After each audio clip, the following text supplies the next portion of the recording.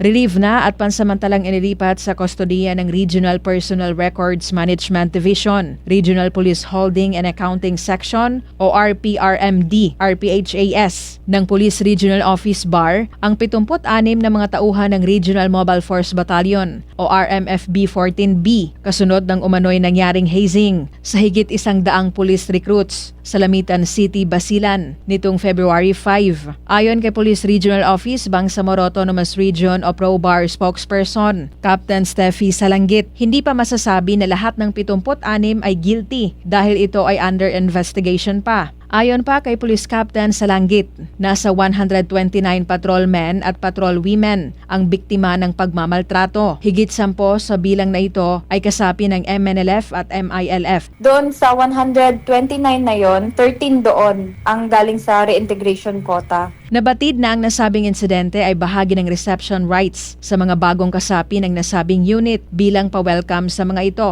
Ayon kay Salanggit, posibleng maharap sa kaukulang kaso ang mga sangkot dito. Binigyang diin niya na hindi kinukonsenti ng PNP ang anumang uri ng pang-aabuso at mananagot ang sino mang mapapatunayang may direktang pananagutan, anumang ranggo o posisyon. Yun po yung tinitingnan natin if makasuhan sila ng sa violation of Anti-Hazing Act, which is a special crime or pwede din na physical injuries, but most probably meron din silang mga administrative charges na kakaharapin. Tiniyak naman ng ProBar ang patuloy na investigasyon at sisiguraduhin nilang mabibigyan ng hustisya ang mga biktima. Rufa Mocalid, NDBC, Bida Balita.